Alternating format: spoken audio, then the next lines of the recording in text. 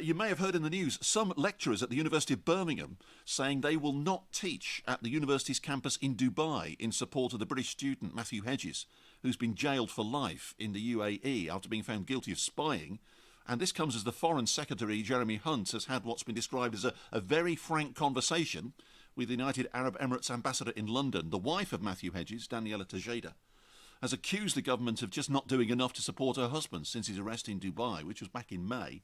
Shana Marshall is a fellow Middle East academic and a friend of Matthew Hedges. I'm sure there's a lot of sort of personal politics behind this, and probably somebody in the government who really just wants to make a point, and wants to use Matt as an example to say, we will go about our foreign and security policy in whatever way we want to, and no one will ask questions.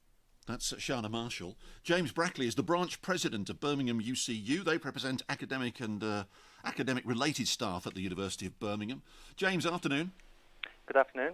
So, can you just clarify for everybody what's been decided today? How many lecturers are we saying will not teach at the campus in Dubai now? Hi. So, we've got 1,300 members in our branch at the University of Birmingham. And we've called on today, effectively, members to remove the goodwill that staff often provide in the teaching and delivery of modules and programs in Dubai, the redesign of new curriculum, and so on. So it's been described as an academic boycott, but really what we're asking for is for academics to express their academic freedom in thinking very carefully about whether or not they now engage with what the university is doing in Dubai. In light of what's the news we got this week about Matthew Hedges, which was really shocking, really concerning, and something we're all very worried about in terms of academic freedom in general, but also obviously specifically for Matt and his family. How many lecturers go to Dubai on an annual basis? At the moment, it's rather small. The university has 100 students this year. They've opened a new campus. They're in the process of signing a major contract expansion, which will see up to 4,500 students ultimately in the university's Dubai campus. We don't know exactly how many lecturers that will involve ultimately, but certainly many hundreds. And it's a combination at the moment. It's staff from the UK often visiting Dubai and delivering and working with the local teams in designing all of these new programs that the university is looking to open up. Have you been following Matthew Hedges' story over the last few months as well then? Yeah, absolutely. I mean, we held a vigil on Monday in solidarity with Matthew and with the case, and it's something we've all been watching very closely and we've been concerned about. And then in terms of the sentencing this week, it was just devastating and shocking. And I think it's brought it home to a lot of people that the safety and the well-being of staff cannot be guaranteed in Dubai.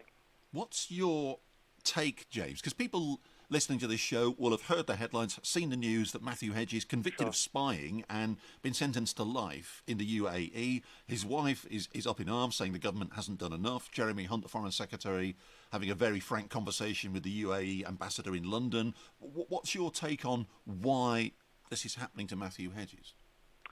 I mean, look, first and foremost, Matthew was conducting legitimate research that had been approved by his institution. I understand he was gathering data for his PhD thesis. So it's absolutely unacceptable that he would be detained and that he would be subjected to the sort of treatment we've seen reported in terms of he's been put in solitary confinement. We understand from his partner, his wife, that there was a very dubious confession that was extracted that they've said cannot be trusted.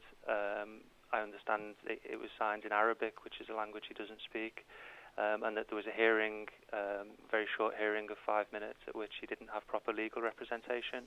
So all of that is completely outrageous, it's unacceptable, and it's also quite interesting when we get assurances from the university about, well, what will happen if staff get detained. They're assuring us that there's a proper legal process in Dubai, and clearly there's not. Now, of course, we call on the government and everybody to fully support the release of Matthew Hedges.